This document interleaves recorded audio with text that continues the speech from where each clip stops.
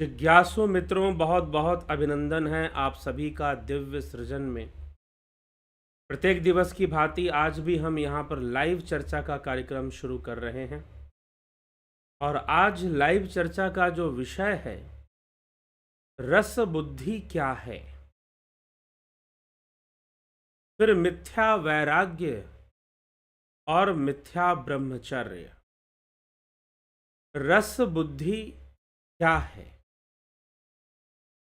इस विषय को समझना अनिवार्य है, क्योंकि कई बार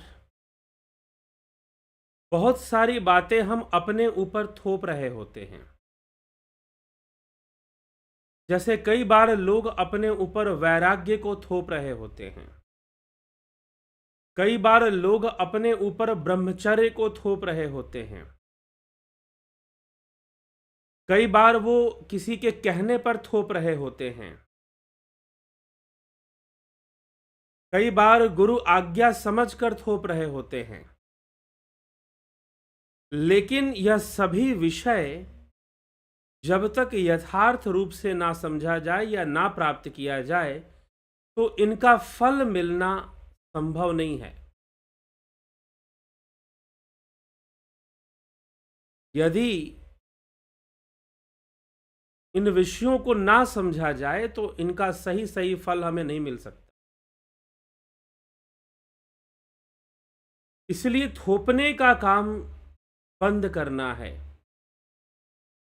और समझने का कार्य शुरू करना है। ये सारी अवस्थाएं योग द्वारा प्राप्त होती हैं, योगाभ्यास से प्राप्त होती हैं। लेकिन किस प्रकार के योगाभ्यास से? क्या वर्तमान में जो चल रहा है वैसा, जो दिखाई देता है प्रचलित, या वास्तविक योग से? तो इस विषय में हमें समझना होगा। अर्जुन का प्रश्न है, स्थिर बुद्धि या स्थित प्रज्ञ महापुरुष के लक्षण क्या होते हैं? भगवान श्री कृष्ण उसे इसी विषय में उत्तर देते हुए बताते हैं कि स्थिर बुद्धि महापुरुष के लक्षण क्या होते हैं, जिसे हमने कल भी सुना। उसी श्रृंखला में आगे बढ़ते हुए भगवान वास्तविक निवृत्ति क्या है और वास्तविक त्याग क्या है, वास्तविक वैराग्य क्या है, उस विषय में गूढ़ बुद्धि, गूढ़ विषय समझाते हैं। और रस बुद्धि, एक है स्थिर बुद्धि, एक है चंचल बुद्धि और एक है रस बुद्धि। यह रस बुद्धि क्या है? बाहर से तो विषयों को त्याग देते हो, लेकिन मन में उनका स्थान बना रहता है। बाहर से दिखाने के लिए तो बहुत वैरागी और बहुत बड़े ब्रह्मचारी, विवाह भी तुमने नहीं किया और ब्रह्मचारी रह गए, लेकिन उनका स्थान, उनका रस मन में, बुद्धि में बना रहता है। और ऐसी अवस्था में स्थित प्रज्ञता को प्राप्त होना या मुक्ति मोक्ष को प्राप्त होना, समाधि को प्राप्त होना संभव नहीं होता। यह बाधक अवस्था है। इसलिए इस रस बुद्धि का त्याग होना जरूरी है, अनिवार्य है। यह रस बुद्धि बहुत बड़ी बाधा बन जाती है। इसीलिए मैंने प्रारंभ में ही कहा कि हम वैराग्य को अपने ऊपर थोप लेते हैं, हम ब्रह्मचर्य को भी अपने ऊपर थोप देते हैं, या हमारे किसी गुरु जी ने या किसी ने हमें प्रेरणा दी है तो उसके कारण भी हम थोप लेते हैं। अब इसी विषय को स्पष्ट करते हैं भगवान श्री कृष्ण अर्जुन को समझाते हुए, विषया विनिवर्तन्ते निराहारस्य देहिनः रसवर्जम रसो अपयस्य परम दृष्ट्वा निवर्तते। निराहारस्य, निराहारी, वैसे तो निराहारी का अर्थ यह भी है कि भोजन ना करो, आहार का ही त्याग कर दो, लेकिन मुख्य रूप से यहां पर इस श्लोक में निराहारस्य, निराहारी का तात्पर्य विषयों का त्याग करने वाला, वासनाओं के जो विषय हैं उन विषयों का त्याग करने वाला। तो विषयों का त्याग करने वाला लेकिन निराहारी, विषयों को हटाने वाले मनुष्य के विषय तो निवृत्त हो जाते हैं। जी हां, विषयों से निवृत्ति हो जाती है, लेकिन रसवर्जम परम दृष्ट्वा अस्य रसः अपि निवर्तते। रसवर्जम, रस निवृत्ति नहीं होती है, अर्थात रस बुद्धि बनी रहती है, रस निवृत्ति नहीं होती है। विषय निवृत्ति हो गई, लेकिन विषय का जो रस है, विषय का जो रस है, विषय का जो स्वाद है, विषय के प्रति जो आसक्ति है और उस विषय के प्रति जो एक लगाव है, ये कह लीजिए, या उसका जो एक असर है कि इस काम में बड़ा आनंद है, इसमें तो बड़ा ही रस है, ये अभी नहीं गया है, ये अभी नहीं गया है। जैसे कि एक बार स्वामी राम तीर्थ, उनको सेब बड़े पसंद थे। उन्होंने निर्णय लिया कि मैं ये सेब नहीं खाऊंगा, ये मुझे, मेरे अंदर लालच, लोभ पैदा कर देते हैं। और जब भी वो सेब देखते तो अपनी गर्दन घुमा लेते। और इसी प्रकार अपने मित्र के यहां पर एक दिन गए और मित्र ने खाने के लिए सेब दे दिया। अब जैसे ही सेब दिया, उन्होंने गर्दन घुमा ली। उन्होंने पूछा, क्या हुआ, आपने ये गर्दन क्यों घुमा ली? तो स्वामी राम तीर्थ ने कहा कि नहीं, आपने मुझे सेब दिया है ना, मैंने सेब का त्याग कर दिया, मैंने सेब का त्याग कर दिया है, इसीलिए मैं सेब को देखूंगा भी नहीं।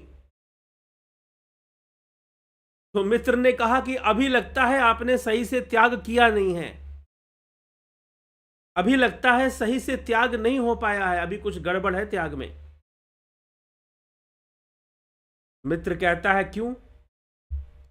स्वामी राम तीर्थ पूछते हैं, क्यों, ऐसा क्यों आपको लगता है? क्योंकि आपको गर्दन घुमाने की आवश्यकता है। इसका मतलब सेब का जो रस है वो अभी आपकी बुद्धि में है,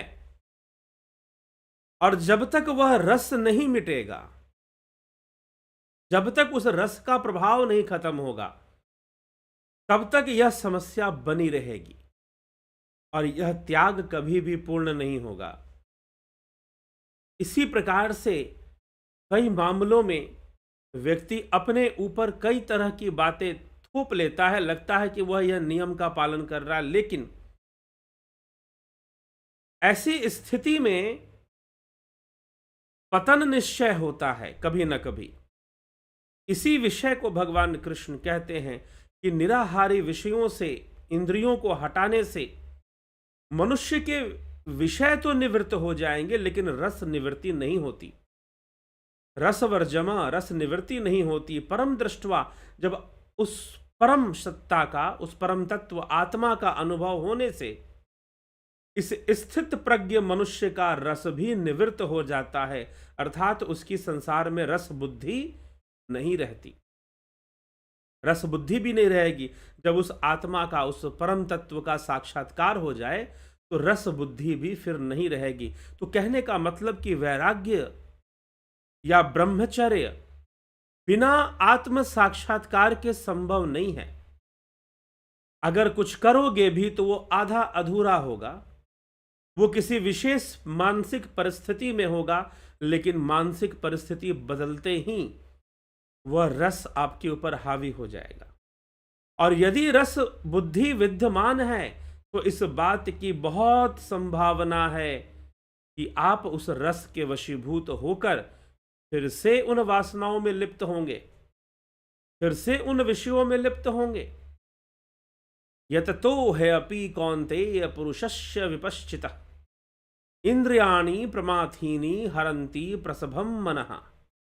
अर्थात इसका अर्थ है कि यदि हम सचेत ना हो, कारण कि हे कुंती नंदन, रस बुद्धि रहने से यत्न करते हुए विद्वान मनुष्य की भी प्रमथनशील इंद्रियां मन को बलपूर्वक हरण कर लेती हैं। यदि बुद्धि में विषयों का रस रहेगा तो क्या होगा कि यह जो इंद्रियां हैं, यह जो वासनाएं हैं, बलपूर्वक बलपूर्वक आपके मन का हरण कर लेंगी। बलपूर्वक कर लेंगी हरण। ठीक है। तो बलपूर्वक आपके मन का हरण हो जाएगा अगर रस बुद्धि रहेगी। तो स्वामी राम तीर्थ के मित्र ने उनसे कहा कि इस प्रकार से तो अगर आपके सामने सेब रख दिया जाए तो आपके मन का हरण हो जाएगा। इसका मतलब अभी तो वैराग्य नहीं, अभी तो ब्रह्मचर्य नहीं। इसीलिए आत्म साक्षात्कार, उस परम तत्व का साक्षात्कार जरूरी है, उसे समझना आवश्यक है। यह इंद्रियां जो अत्यंत ही प्रमथनशील हैं, प्रमाथीनी इंद्रियाणी मनः प्रसभम हरंती, बलपूर्वक बलपूर्वक वो हरण कर लेंगे आपके मन का। यदि रस बुद्धि अभी भी बनी हुई है तो। इसलिए जब तक रस बुद्धि है तब तक ना कोई ब्रह्मचर्य संभव है और ना ही कोई सही से वैराग्य संभव है। बस थोपने वाली बात है। कहते हैं कि एक बार भक्तिमयी मीराबाई जब वृंदावन आई तो वह एक मंदिर में जा रही थी, श्री कृष्ण राधा कृष्ण मंदिर में। तो एक बार वहां के जो पुजारी थे उन्होंने मना कर दिया कि नहीं, स्त्रियों को, महिलाओं को इस मंदिर में प्रवेश नहीं मिलता है, प्रवेश वर्जित रहता है उनके लिए। तो ऐसा क्यों भाई? क्योंकि उस मंदिर के जो पुजारी हैं उन्होंने स्त्री को ना देखने का प्रण लिया है कि वो कभी किसी महिला को नहीं देखेंगे, वो कभी किसी नारी को नहीं देखेंगे। अब मीराबाई ने, भक्तिमयी मीराबाई ने कहा कि ये कैसी अवस्था है भाई? अब राधा कृष्ण का मंदिर है, राधा जी तो अंदर ही हैं, राधा कृष्ण का मंदिर, राधा जी अंदर ही हैं, और ये कैसी भक्ति है कि तुम नारी को नहीं देखोगे? इसका मतलब नारी का रस तुम्हारे हृदय से गया नहीं है, नारी का रस तुम्हारी बुद्धि से अभी गया नहीं है। वो रस तो है ही दिमाग में, और तुम जबरदस्ती, तभी तो तुम्हें ना देखने की आवश्यकता पड़ रही है। स्वामी राम तीर्थ को नहीं देखना है सेब, क्योंकि सेब देखते ही उनके मुंह में पानी आता है, अभी रस गया नहीं है। और जब तक रस नहीं गया है तो किसी न किसी दिन यह प्रमथनकारी इंद्रियां, यह बलशाली इंद्रियां इस मन का हरण जरूर कर लेंगी, इस मन का हरण जरूर कर लेंगी। बुद्धि का हरण हो जाएगा इंद्रियों के द्वारा, वासनाओं के द्वारा, इसमें तनिक भी संशय नहीं है। इसलिए जबरदस्ती का वैराग्य, और जब वह वैराग्य प्रदर्शन में आ जाए, दिखावे में आ जाए, तो आदमी समाज को दिखाने के लिए, बहुत सारे लोगों को दिखाने के लिए जबरदस्ती का वैरागी बनता है, जबरदस्ती का ब्रह्मचारी बनता है, जबरदस्ती का ब्रह्मचारी, जबरदस्ती का वैरागी बनना शुरू कर देता है फिर, और वह एक मिथ्या आचरण ही होता है और ना ही उससे कोई फल मिलता है।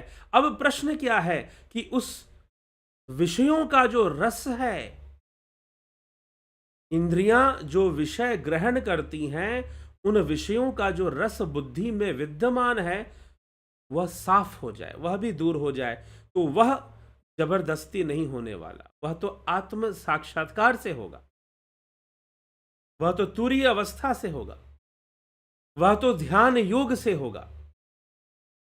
बाहर से तो बस जबरदस्ती होगी, लेकिन जब ध्यान योग से हम रस मुक्त हो जाए, हमारी बुद्धि रस मुक्त हो जाए, कौन सा रस?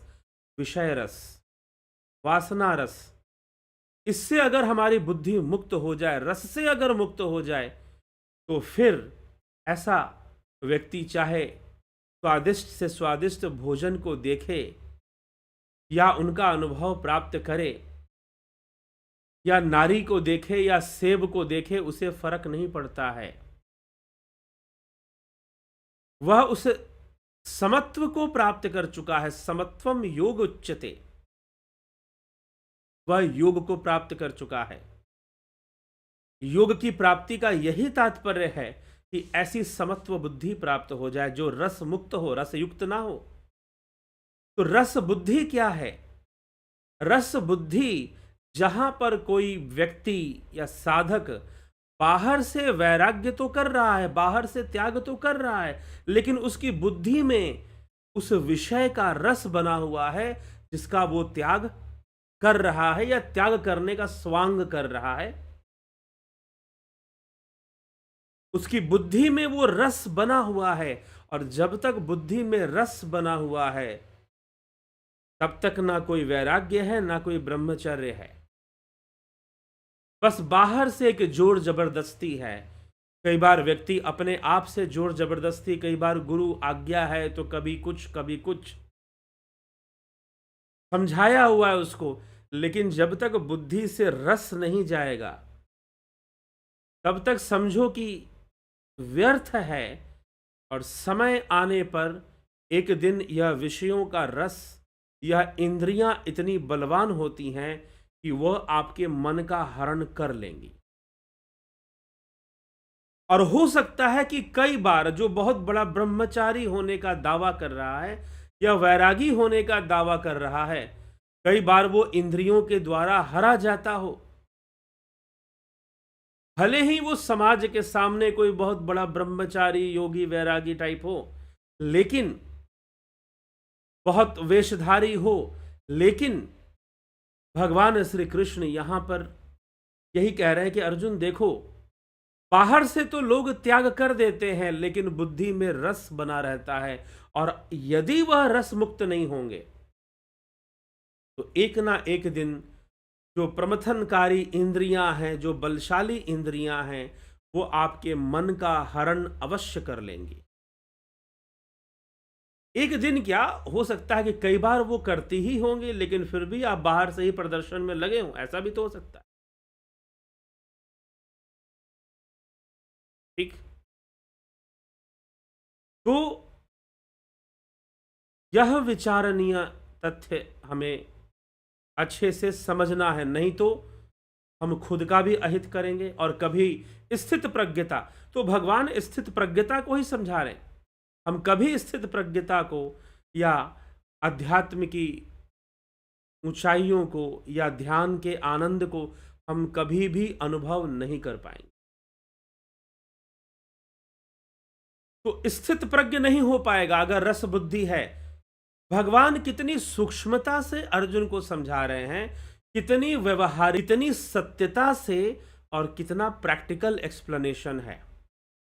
आप सोचो, और कितना सूक्ष्म है। नहीं तो इतना कहना भी तो पर्याप्त था पहले जो उन्होंने कहा कि जिस व्यक्ति की इंद्रियां विचलित नहीं होती हैं वह स्थित प्रज्ञ है। जैसे कछुआ अपने इंद्रियों को समेट लेता है, वैसे योगी भी विषयों से अपने इंद्रियों को समेट लेता है, वह स्थित प्रज्ञ है। पहले वो कह चुके हैं, लेकिन अब वो कहते हैं कि ये ऊपर ऊपर से जो, जैसे कछुआ का एग्जाम्पल उन्होंने दिया 58वें श्लोक में, 58 श्लोक में, सेकेंड चैप्टर सांख्य योग नामक दूसरा अध्याय। कछुआ का उन्होंने उदाहरण दिया कि जैसे कछुआ समेट लेता है, लेकिन नहीं, ठीक है बाहर से ये सारी चीजें हैं, ये कछुए की तरह इंद्रियों को समेट लेना, लेकिन यदि बुद्धि में विषयों का रस विद्यमान है,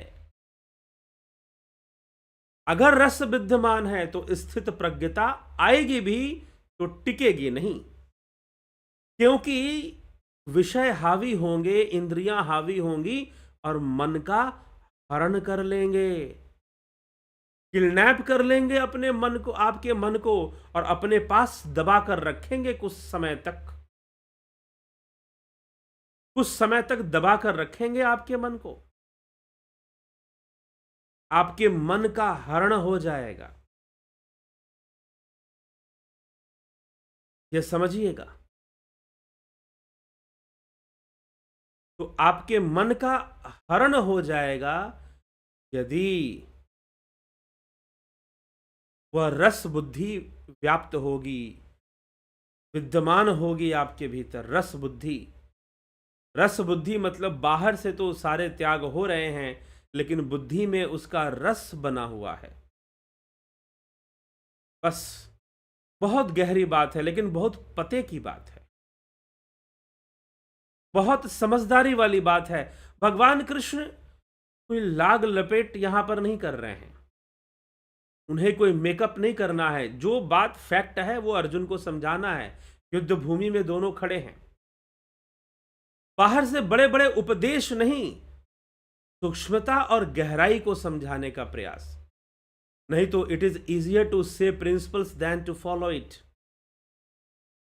ज्यादातर यही होता है कि लोग बहुत बड़ी बड़ी बातें कर देते हैं, लेकिन उन बातों को वो खुद भी अमल नहीं कर पाते, मात्र दूसरों को सुना देते हैं। पर उपदेश कुशल बहुतेरे। दूसरों को उपदेश बड़ा आसान है, वैराग्य का पालन करो, ब्रह्मचर्य का पालन करो, एक बूंद तुम्हारी बर्बाद ना हो। बहुत आसान है भैया बोलना, लेकिन समझाना बहुत जरूरी है। समझना बहुत जरूरी है कि वास्तविक वैराग्य स्थापित कब होगा, जब रस बुद्धि की समाप्ति होगी। बुद्धि में जो विषयों का रस विद्यमान है उसका अंत होगा। वह रस सूखेगा तो कैसे सूखेगा, आत्मज्ञान की अग्नि से सूखेगा। यहां आत्मज्ञान की आवश्यकता है, तब जाकर उस रस से मुक्ति मिलेगी, नहीं तो उस रस से मुक्ति भी संभव नहीं होती है। यही भगवान श्री कृष्ण अर्जुन को कह रहे हैं कि इंद्रियां उसके मन को बलपूर्वक हरण कर लेती हैं। तानी सर्वाणी संयम्य युक्त आसीत मत पर वशे ही यस्येन्द्रियाणि तस्य प्रज्ञा प्रतिष्ठिता।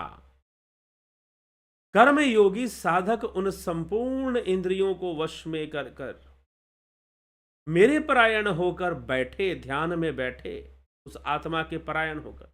क्योंकि जिसकी इंद्रियां वश में है उसी की तो बुद्धि स्थिर है। संयम्य अर्थात इंद्रियों का संयम जरूरी है। अब इंद्रियों का संयम मतलब संयम कर लेने से हमें किसी भी विषय पर एकाग्रता हो जाती है, उनका नियंत्रण आ जाता है। जैसे कि हमने विभूति पाद में, योग सूत्र में आपने सुना होगा, इसी चैनल पर पीछे योग सूत्र की चर्चा हुई, तो योग सूत्र में आपने सुना होगा कि प्रकाश का संयम करने से प्रकाश तत्व पे नियंत्रण आ जाता है योगी का। अग्नि तत्व पे संयम करने से अग्नि पर नियंत्रण, वायु पे नियंत्रण, वायु तत्व का संयम। वैसे ही इंद्रियों का संयम करने से इंद्रियों का नियंत्रण आ जाता है। एक तो यह है, लेकिन वह इंद्रियों का नियंत्रण, संपूर्ण इंद्रियों का संयम कैसे होगा? बैठकर ध्यान में, ध्यान योग में, साधना में बैठकर।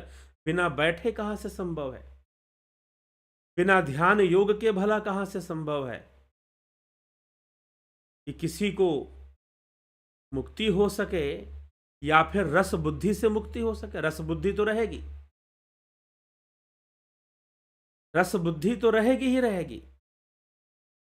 इसीलिए स्थित प्रज्ञता तभी संभव है जब रस बुद्धि का निवारण हो जाए, रस बुद्धि से मुक्ति मिल जाए। नहीं तो बाहर से विषयों का त्याग और रस बुद्धि बने, मतलब कि बुद्धि में विषयों का रस बना रहना, इससे कभी भी उसे कोई लाभ नहीं मिलेगा। कोई वैराग्य उसे प्राप्त नहीं होगा, कोई ब्रह्मचर्य उसे प्राप्त नहीं होगा, कोई योग उसे प्राप्त नहीं होगा रस बुद्धि रहने से। तो ये रस बुद्धि का रहस्य भगवान कृष्ण अर्जुन को समझा रहे हैं कि हे अर्जुन, रस बुद्धि रहने से यत्न करते हुए भी विद्वान मनुष्य की भी प्रमथनशील इंद्रियां मन को बलपूर्वक हर लेती हैं। यह इंद्रियां मन को बलपूर्वक हर लेती हैं।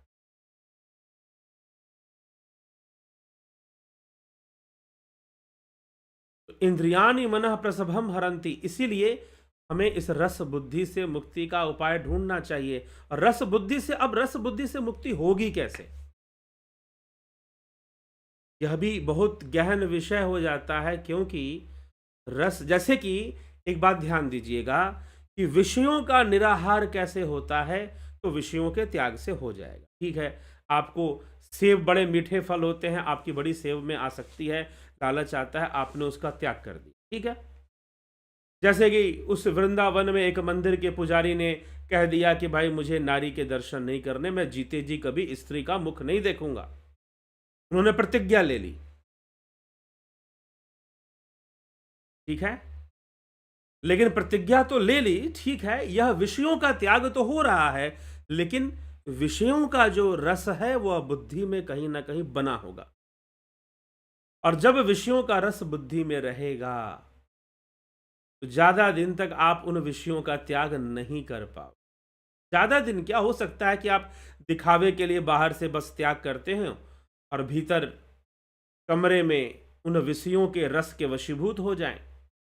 इंद्रियां आपको अपने वश में कर ले, इंद्रियां आपको आपके ऊपर अपना नियंत्रण कर ले और आपको फिर से विषय रस में लिप्त कर दे, वासना के रसों में लिप्त कर दे। तो यह सब विषय पर हमें चिंतन करना चाहिए।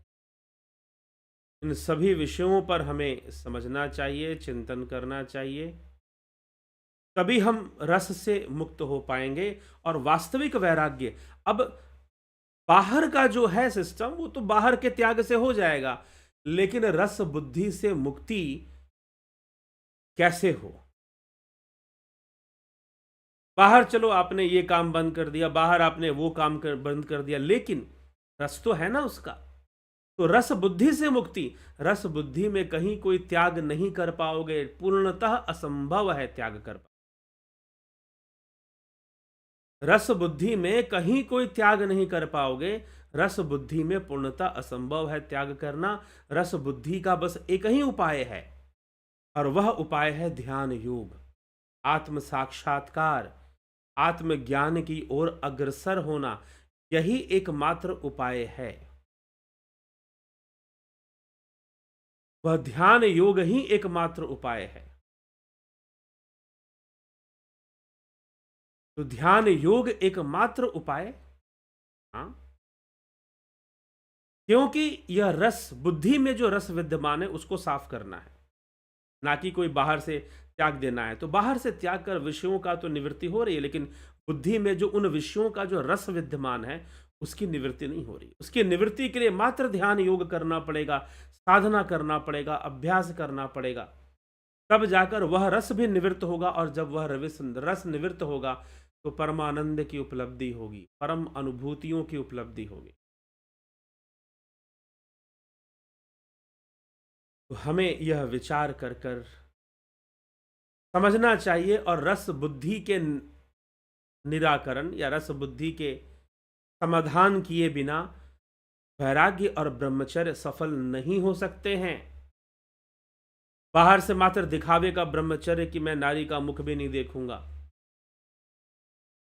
बाहर से मात्र त्याग कि मैं सेब को भी नहीं देखूंगा, लेकिन सेब का रस तुम्हारी बुद्धि में है, नारी का रस तुम्हारी बुद्धि में है, विषय वासनाओं का रस तुम्हारी बुद्धि में है, और जब तक वो नहीं मिटेगा, वो रस जब तक सूखेगा नहीं, खत्म नहीं होगा, तब तक ना वैराग्य संभव है सही से, ना ब्रह्मचर्य संभव है।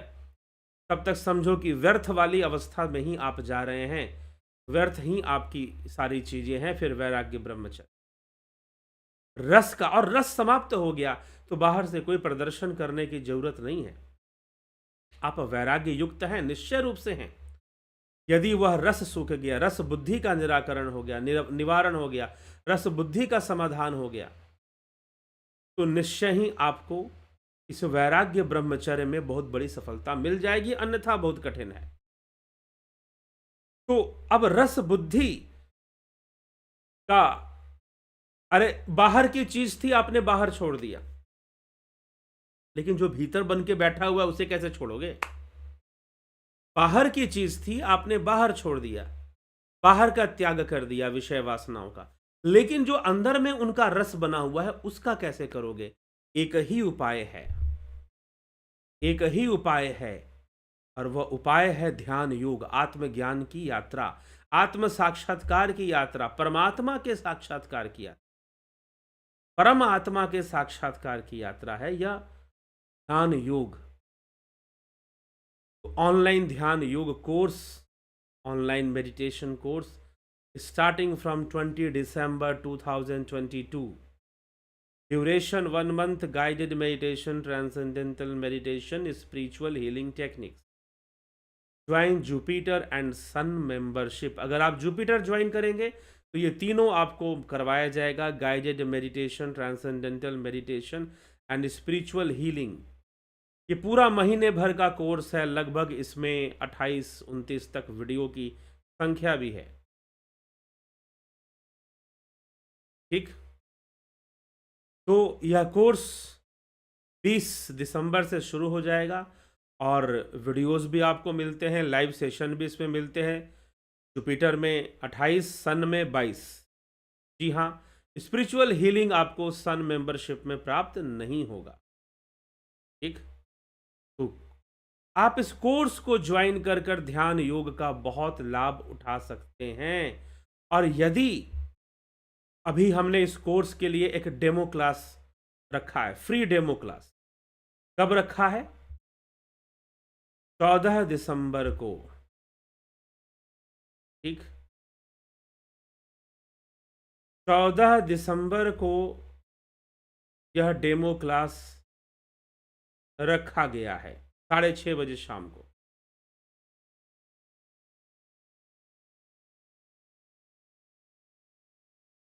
तो यह डेमो क्लास आप ज्वाइन कर सकते हैं, चाहे तो आप इसको भी ज्वाइन कर सकते हैं, लाभ उठा सकते हैं इससे। और यह फ्री है, एक दिन के लिए है, बस 14 दिसंबर को शाम को 6:30 बजे होगा। और यह कौन ज्वाइन कर सकता है? जिन लोगों ने ध्यान योग कोर्स कर लिया है, यह उनके लिए नहीं है। यह उनके लिए है जो नए हैं और ध्यान योग का कोर्स ज्वाइन करना चाहते हैं, लेकिन उनको बहुत सारे प्रश्न हैं। वैसे तो कई सारे प्रश्नों का उत्तर हम दे रहे हैं यहाँ पर, लेकिन ये डेमो क्लास होगा जिसमें आपको पता चलेगा कि ये कोर्स किस प्रकार से चलता है। ठीक है, यह कोर्स जो है किस प्रकार से चलता है यह आपको पता चलेगा इसमें।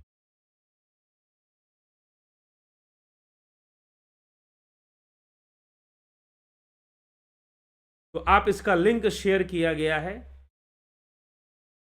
कमेंट में आप देख सकते हैं, यहाँ पर लाइव कमेंट में, लाइव चैट में यहाँ पर लिंक शेयर किया गया है। 2-3 बार मैं लिंक शेयर कर चुका हूँ, तो आप इस लिंक को नोट डाउन करके रख सकते हैं, या कॉपी कर लें, या इसका स्क्रीनशॉट ले लें, या जो करें आप। इस लिंक के माध्यम से आप जुड़ सकते हैं इस लाइव सेशन में, डेमो क्लास में, जो कि गूगल मीट पर होगा। तो 14 दिसंबर 2022 6:30 PM शाम को 6:30 बजे यह लाइव क्लास, यह डेमो क्लास फ्री क्लास है, ये बिल्कुल इसका कोई शुल्क नहीं है। तो फ्री क्लास है, एक दिन के लिए आप इसको ज्वाइन करें, बहुत बेहतर तरीके से समझ पाएंगे, जान पाएंगे कि यह क्लास, यह मेडिटेशन क्लास कैसे आगे बढ़ता है। ठीक है, तो हमें यह समझना है और जानना है। तो ध्यान योग किए बिना, ध्यान योग की परिपक्वता से ही रस बुद्धि का निवारण होगा, रस बुद्धि का त्याग होगा। बुद्धि में जो रस जम गया है, विषयों का रस जो पड़ा हुआ है, उसको सुखाना जरूरी है, उसे खत्म करना जरूरी है। ठीक है, तो वह रस को खत्म करना अब मात्र आत्मज्ञान से संभव, अब मात्र आत्मज्ञान से ही यह कार्य संभव है। उस परम तत्व परमात्मा को जानकर संभव है, दूसरा कोई उपाय नहीं है। भगवान कृष्ण भी यही उपाय कहते हैं कि ठीक है, बाहर से तुम विषयों का तो त्याग कर दोगे, जैसे कछुआ करता है, जैसे और कोई करता है, लेकिन तुम्हारी बुद्धि में जो विषयों का रस विद्यमान है, उसका समाधान कैसे हो? और जब तक उसका समाधान नहीं होगा, आपको भटकना पड़ेगा, ढूंढना पड़ेगा, विवेक से जागृत होना पड़ेगा, तभी समस्याओं का समाधान। तो जिज्ञासुओं, इस तथ्य को आप समझें और ध्यान योग का कोर्स जरूर ज्वाइन करें, इसका पूरा पूरा लाभ उठाएं। और कोई प्रश्न हो ध्यान योग से संबंधित 9661802459 पर संपर्क कर लीजिए। अगर आपको ये डेमो क्लास का लिंक भी चाहिए तो उसके लिए भी संपर्क कर सकते हैं, नहीं तो यहाँ पर हम लाइव चैट में हम डाल रहे हैं लिंक, आप उसे नोट डाउन कर सकते हैं। ठीक है, इसी प्रकार से प्राकृतिक चिकित्सा का कोर्स भी 20 दिसंबर से ही शुरू हो, इसका भी आप लाभ उठाइए, इससे भी आप लाभान्वित होइए। यह बहुत ही उपयोगी है। यह हमारे शरीर को विशेष रूप से स्वस्थ रखता है, कई बीमारियों को दूर करता है और कई बीमारियों का इलाज भी कर देता है। तो प्राकृतिक चिकित्सा भी बहुत महत्वपूर्ण कोर्स है और शरीर के लिए, शरीर के स्वास्थ्य के लिए बहुत ही आवश्यक। इससे भी मत चूकिए, निश्चय ही इसका लाभ उठाइए और साथ ही साथ आप जो है ध्यान योग का जो ऑनलाइन कोर्स है उसका भी पूरा पूरा लाभ उठाने का प्रयास कीजिए। ठीक है, तो चलिए अभी हम चलते हैं, देखते हैं आपके कमेंट्स वगैरह क्या हैं। स्पिरिचुअल विद साइंटिफिक प्रूफ, अभिनंदन है आपका। बबीता धीमान जी, नवज्योति नाथ जी, अर्जन भाई चौहान, विक्रम सिंह, पवन कुमार गुप्ता, सविता नायक, रूपलाल विश्वकर्मा, राम लखन राजपूत, राजू पाल हरि, कन्हाई कुमार जी, संतोष कुमार जी, एके त्यागी, अबनी प्रधान जी, विष्णुचंद्र मौर्य जी, गंभीर शाह जी, बिमला शाह जी, गंभीर शाह,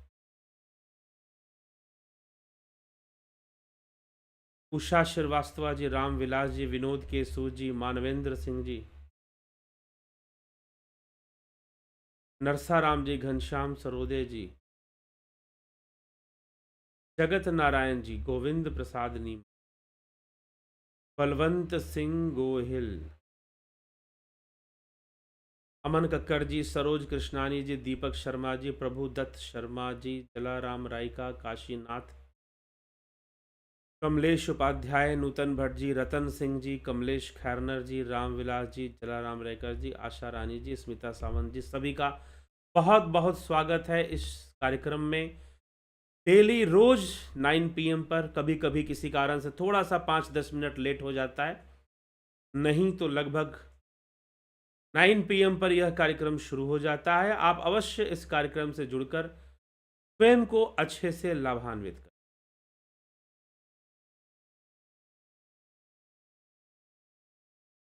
और अपने मन को, क्योंकि ध्यान करने से हमें हमारे हार्मोनल बैलेंस भी बनता है, हैप्पी हार्मोन सिक्रीट होते हैं ध्यान करने।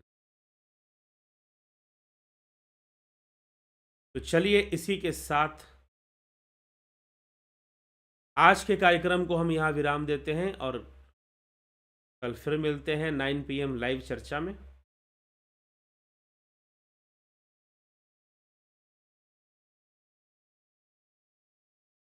बहुत बहुत आभार आप सभी का।